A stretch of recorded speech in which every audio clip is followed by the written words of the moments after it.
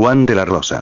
Capítulo 12. Cierto, admirable y bien sabido suceso. Cuando me desperté estaba extendido en el suelo sobre los cueros de carnero, envuelto en una grosera manta de lana, teniendo un techo muy bajo y enteramente ahumado ante mis ojos.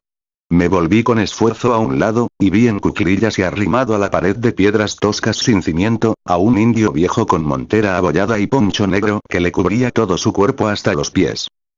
¿Dónde está Alejo?, le pregunté en quechua, o más bien en ese feísimo dialecto de que se sirven los embrutecidos descendientes de los hijos del sol. Se fue hace 3 días, me contestó. Pero si yo vine con él anoche. Eso fue la noche de la guerra. ¿Y cuántos días han pasado? Ahora es domingo. La guerra fue en martes. 1, 2, 3, 4. 5 días. ¿Pero qué me ha sucedido? Cuando te trajo don Alejo en sus brazos, como a una guagua, no querías acostarte y nos reñías muy enojado. Al día siguiente vino el Yaguaya. Te dio una agua olorosa de hierbas hervidas. Te ha hecho poner sinapismos de centella 13. Y creo que ya te ha curado. Esta mañana hizo unas rayas con carbón sobre una piedra. Sopló un puñado de coca. Vio de qué modo caían las hojas, y me dijo que al despertarte hoy mismo estarías sano. El centenario del Libertador cuenta que a su regreso de Venezuela encontró a uno de ellos, y me pedirías de comer. El Cayaguaya debía ser uno de esos indios médicos y adivinos de la provincia de la Recaja de la Paz, que actualmente recorren todavía gran parte de la América del Sur ejerciendo su extraño oficio, cargados de hierbas y drogas que solo ellos conocen. 14.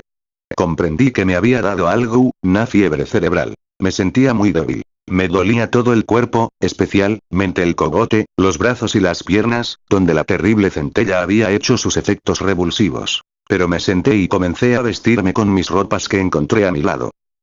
Don Alejo, decía entre tanto el indio, me dejó un peso del rey para el Cayaguaya, otro para que le hiciese la merienda y le comprase la mistela, y un tostón para mí. Él se fue muy afligido a enterrarlos. Ha querido que el mismo cura vaya con capa de coro y cruz alta a las higueras, para llevarlos al panteón. Dios mío. No he soñado. Exclamé. A los otros, prosiguió impasible mi interlocutor, los han enterrado sin responsos, en unas zanjas muy largas y hondas que hicieron todos los indios de las comunidades de Olmos Rancho y Payacoyo. Eran muchos. No sé cuántos. Pero hubieran llenado una plaza en una fiesta, si estuvieran vivos 15.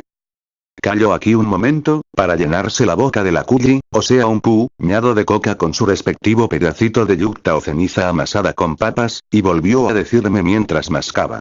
Don Alejo me encargó que te llevase en mi borrico al convento de San Agustín. ¿Y él dónde se ha ido?, le pregunté.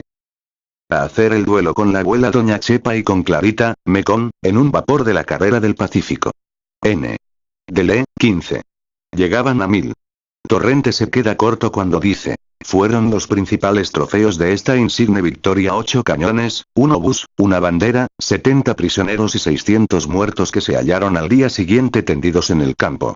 Agregaré que los cañones eran los de estaño que ya conocemos, y que nadie hará creer nunca que hubiesen quedado 70 patriotas vivos en manos de los vencedores. 16. Una vez por todas advertiré aquí que tengo sobre la mesa los documentos que cito y que me sirven para refrescar mis propios recuerdos. Texto. Y añadió siempre impasible. El pobre Dionisio no había muerto todavía. Lo están cuidando mucho. Pero dicen que siempre se morirá. ¿Sabes tú quién es Dionisio? El hermano de Clarita, que se fue a la ciudad, para hacer lanzas con don Alejo. Esto más. Me dije a mí mismo, y me puse a llorar, mientras que el indio seguía mascando su aculli, con esa indiferencia que el hábito del sufrimiento ha dado a su raza oprimida, para todos los dolores y miserias de la vida. 2 días después, porque fue preciso esperar que transcurriesen, para acabar de restablecerme, el indio Ismicho, mi huésped, me condujo hasta la barranca del Rocha en su borrico. Y desde allí continué con mis pies, muy lentamente, mi camino hasta el convento de San Agustín. Las calles estaban llenas de soldados ebrios, que proferían amenazas contra los incorregibles alzados cochabambinos. Oíanse gritos, guaíños y sacaqueñas en las chicherías, al compás de las quenas y charangos. Los vencedores de Amiraya habían perseguido a los dispersos patriotas por legua y media, hasta Vinto. Mándolos reunirse allí su general, y no quiso avanzar de noche hacia la temida ciudad, en la que pudo haber entrado horas después sin obstáculo alguno.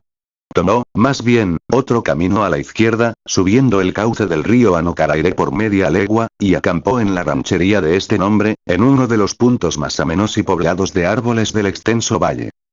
Al día siguiente por la mañana recibió en Quillacollo una diputación del Cabildo, que le pedía y obtuvo garantías para la ciudad vencida. Y un poco más tarde vio comparecer a su presencia, con el mismo objeto, al gobernador Rivero y uno de los miembros de la Junta de Guerra, don Pedro Miguel Quiroga.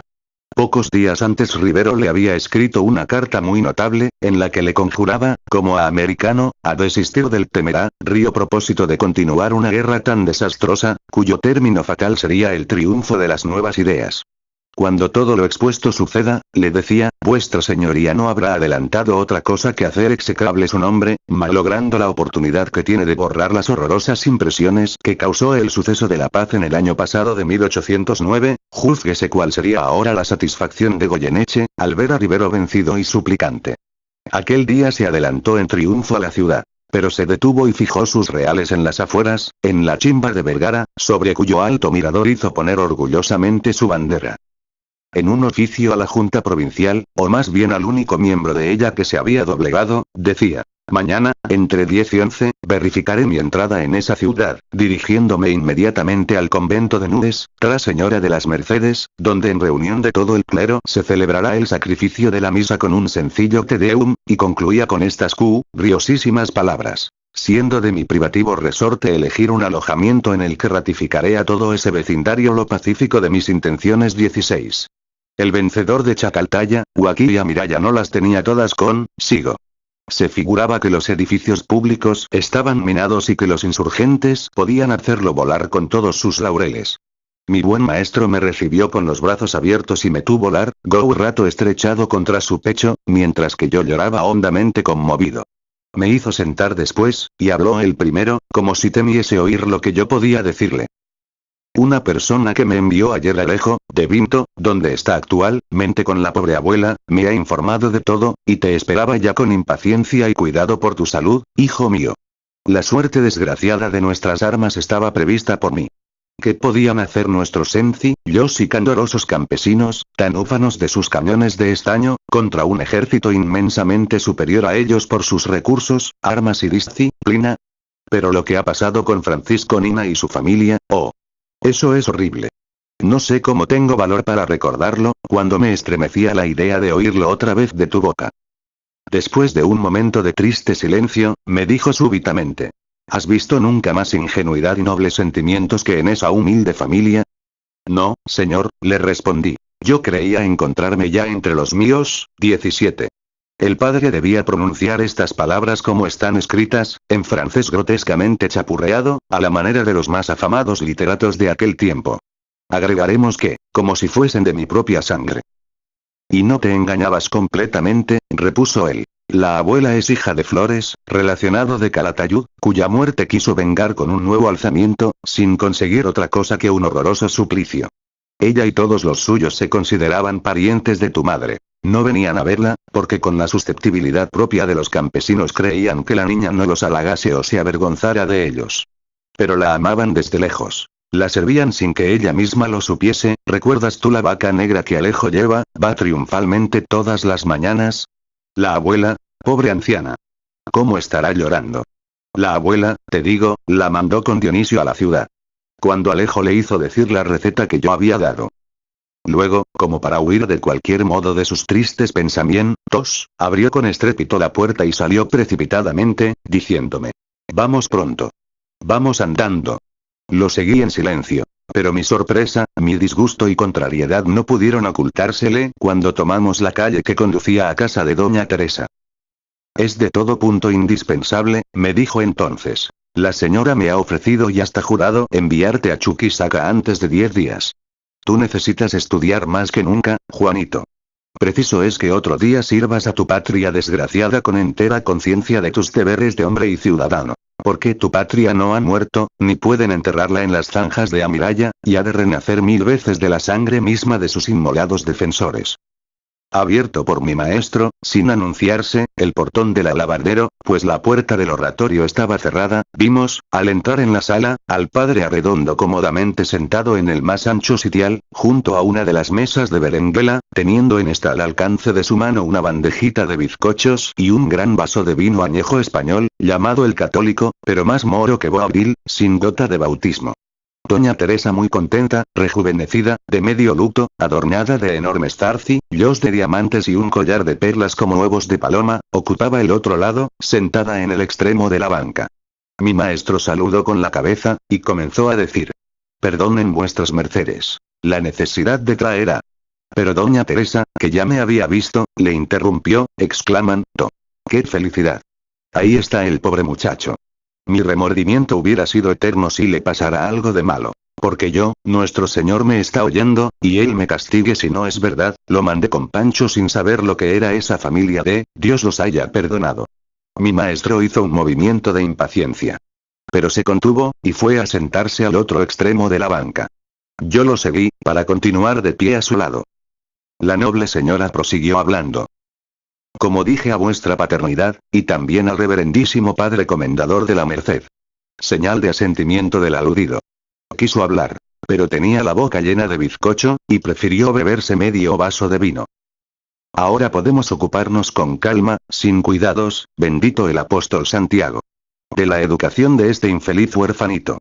Tú irás a Chuquisaca, a la Universidad de San Javier, muchacho, ve qué fortuna. En compañía de mi propio hijo don Pedro de Alcántara, marqués de Alta, Mira, y. Esto sí que ni lo soñaste. En el séquito de su señoría el ilustre general don José Manuel de Goyeneche y Barreda. Oh. La bondad de su señoría es sin límites», añadió el padre Arredondo. «Qué sentimientos tan cristianos. Cuánta sagacidad. Qué tino en todas sus palabras y acciones. Yo quedé edificado cuando vi su humildad y compunción en el solemne Te Deum que le cantamos en nuestro templo. Luego, nos enloqueció de alegría con su afabilidad, sus salados discursos y cordiales agradecimientos en la humilde colación con que le agasajamos en nuestro refectorio. Sobre todo qué generosidad y largueza con este pueblo rebelde, al que lejos de castigar, arroja dinero a manos llenas desde sus balcones». En este punto tan interesante oímos pasos precipitados en el patio. El portón se abrió golpeándose fuertemente en un sitial del costado. Y entra, ron despavoridos los criados, en el orden y del modo que sigue. Feliciana, con un azafate de plata en el que había un granadero de pasta de almendras, presentando su fusil dorado y plateado. Clemente, con una fuente de cristal, cubierta por un paño de riquísimos encajes. La mulata, sosteniendo apenas en sus dos manos un enorme vaso de cristal, que contenía no sé qué preciosa bebida refrigerante. Las mestizas, llevando en la cabeza canastillos de filigrana, llenos de exquisitas frutas conservadas. El pongo muy lavado, de camisa nueva de tocuyo, cargado de una bandeja, con helados hechos en molde, representando águilas y leones. Todas estas cosas fueron puestas sobre las mesas en medio de un tétrico silencio. Doña Teresa admirada primero, afligida después, iracunda, enloquecida de dolor y rabia al último, habló entonces del modo que ha de verse con Feliciana sin resuello, trémula, confusa. «¿Qué es esto? ¿Qué ha ocurrido, por Dios? Ay, mi ama. No puedo hablar». «Pero habla, mujer. No sé cómo he de dar comienzo a estas cosas». «Comienza por donde puedas». «Allá voy, pero, no puedo». «Me vas a matar, condenada». Cuando llegamos a la puerta de la antesala, el señor edecán nos dijo que entregásemos esas cosas al mayordomo, en el comedor. Pero yo le respondí que tenía que dar personalmente el recado de vuestra merced. Así debía de ser. Entramos a la sala. El señor general, que estaba con mucha gente, se dignó venir sin embargo hacia nosotros, más hermoso que un sol. «No lo dudo». «¿Y después?». «Le di el recado de vuestra merced». «¿Le dijiste exactamente todo lo que te encargué, o quitaste algo, o añadiste de tu caletre, por estúpida?». «No, señora, mi ama. Le dije solamente lo que vuestra merced me hizo estudiar desde ayer, que es al vencedor de los alzados, a mi chunco, que ahí va ese granadero a saludar al invencible general». «Bueno, adelante». Su señoría tomó el papel que llevaba el granadero de almendras en su fusil, y levantó un poco el paño de la fuente de manjar real. «Pero, no sé». «¿Qué?». «Acaba». Se sonrió de un modo que me dio miedo. Leyó después el papel. Lo estrujó en sus manos y lo tiró a sus pies. Virgen Santísima. Yo me voy a morir. Dile a tu ama, gritó, que mi generosidad y clemencia con este país de incorregibles mestizos, no la autorizan a ella a hacerme estas burlas tan tontas y griega. Yo me muero. ¿Pero qué quiere decir su señoría con eso de mestizos? ¿No sabe que yo soy Zagardúa y Altamira, sin gota de India y purita española desde el mismo Adán? ¡Qué ocurrencia! Estamos frescos, si yo le llamo a él también el cholo mocontullo de Arequipa. En ese momento entró el sabio señor licenciado don Sulpicio, y dijo no sé qué cosa al edecán. ¿Qué quiere ese muñeco? Preguntó su señoría. Se informa de si se han leído ya los versos que traía el granadero, contestó el edecán. Sí, voto a Sanes. Repuso su señoría. Son perversos, malísimos. Que lleven a ese mico al cuartel de los granaderos del Cuzco, donde le enseñarán a hacerlos más armoniosos. Pero qué castigo de nuestras culpas es este, santo Dios, fuerte, inmortal. ¿Y qué va a ser ahora de mi comadre y de mi pobre ahijado Serafincito? El señor licenciado gritó entonces con mucho susto. Si el reverendísimo padre Arredondo me ha dicho que mis versos gustarían mucho a vuestra señoría. El padre, gritó más fuerte su señoría, es un asno. Digo mal, un cerdo bien cebado. ¿Cómo? ¿Dijo eso de mí su señoría? Prorrumpió aquí el interesado, levantándose como impelido por un resorte a pesar de su inmensa mole. Sí, señor, así lo dijo, afirmó Feliciana, y prosiguió su relación. Un oficial arrastraba de las solapas al señor licenciado. Otro le empujaba del cogote. Él decía no sé qué cosas en latín. Yo pensé entonces que debíamos corrernos. Pero levanté antes el papel y me lo he traído. Dámelo. Bufó el padre, y se lo arrebató en el acto de la mano. Doña Teresa fue corriendo, por su parte, a ver la fuente de manjar real. Las siguientes exclamaciones salieron a un tiempo de sus labios y de los del padre Arredondo. Dios mío. Aquí dice viva la patria. Y yo puse con los mismos clavos de olor viva la España. Y esto es la más abominable de las herejías. Es una copia de lo que los impíos llaman los deroites del Hom. 17.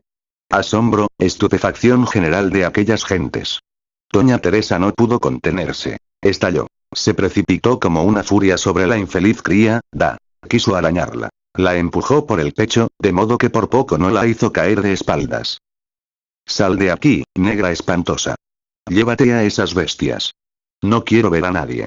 Absolución, reverendo padre. Me muero sin remedio. Se volvió enseguida a mi maestro.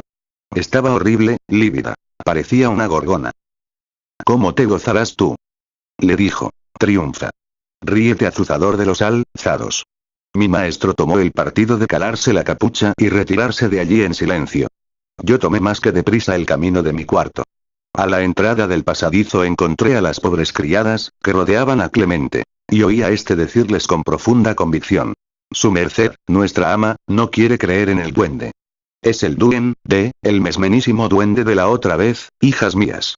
Nadie pudo entrar al corredor del jardín donde pusimos al fresco los dulces. La señora en persona cerró la puerta con 2 candados, yo vi que se guardó las llaves en el bolsillo, lo vi con estos ojos que se ha de comer la tierra. Por la noche, a pesar de las ocurrencias del día, no se olvidaron de llamarme al comedor. Los niños estaban todavía allí. Carmencita vino a sentarse en mis rodillas. Me rodeó el cuello con sus bracitos, y yo besé sus hermosos cabellos. Pedro de Alcántara me miró como un idiota, sin decir una palabra, ni contestar con un signo a mi respetuoso saludo.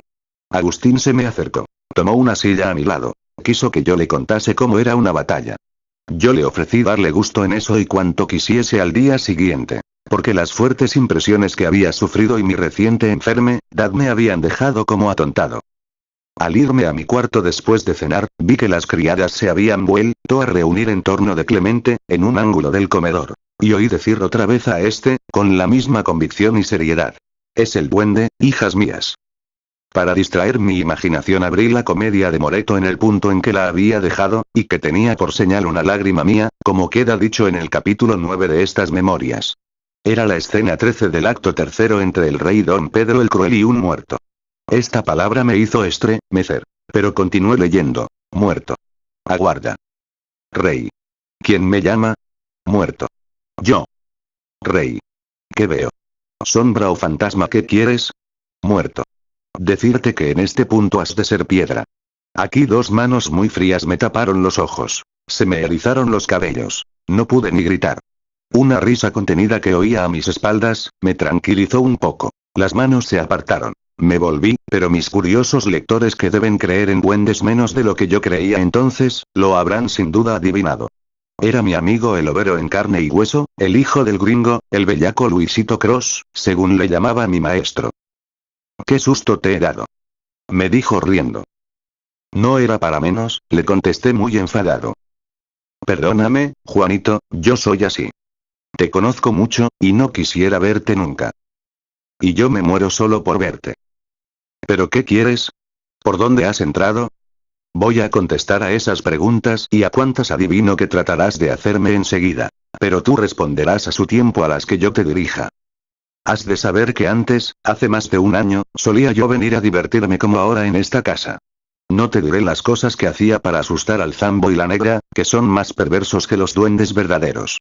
Pero vino mi padre de Santa Cruz, donde se fue a hacer trapiches de bronce para moler la caña, o a traer no sé qué cajones de hierbas secas, pájaros empajados y víboras embotelladas, para el gringo de los gringos Don T. Odoro Aenque. Y me dio unas felpas». «¿Qué felpas, Juanito?». «De cantar el credo. Me hice un santo, más que tú, sí, te lo aseguro. Solo una circunstancia ha vuelto a sacarme de mis loables propósitos de enmienda. Ayer oí mucho ruido en el jardín, porque has de saber que yo vivo aquí, debajo de ese techo que tú ves por el óvalo que da luz de día y viento fresco del tunar y de noche, y atisbé, y vi, y vine por la noche con una linterna de mi padre, y griega. Etcétera, etcétera. Porque ya se comprende lo demás». «¿Pero cómo hiciste eso de los derechos del hombre?». «Mi padre se entretiene con esas cosas, y yo le robé uno de sus papeles, con la seguridad de que me ha de sacudir el polvo de la ropa. Los versos del señor licenciado están aquí. Son muy lindos. Yo no los entiendo. Están en latín. Oye. Invictus César, pero tú, que sabes ayudar a misa, los leerás mejor que yo. Dime, más bien, ¿cómo has entrado?». «Por el óvalo, hijo mío. ¿Hay cosa más fácil?». Me escondí después bajo de la cama, no para asustarte, sino porque temí que vinieras con algo, otra persona. «¿Y ahora responderás tú a mis preguntas?». «Lo haré por librarme de ti». «Eso no. Vamos por partes. ¿Me perdonas?». «Bueno, te perdono. ¿Querrás conversar algunas veces conmigo?». «Francamente. Acabará por agradarme tu compañía». «Viva ya, demonios». Casi grito para que vengan y nos desuellen a azotes. «Sí, es mejor tener prudencia». «Voy a ser ¿qué dice el licenciado?». «Ah. Un Ulises». «¿Y qué han dicho por aquí de la travesura?». Yo le conté algo de la escena que había presenciado. Pero no estaba, ni podía estar de humor para reír como él, y quise poner punto a la conversación. Él me abrazó entonces con cariño. Creo que me besó, y se fue como un gato por donde había entrado.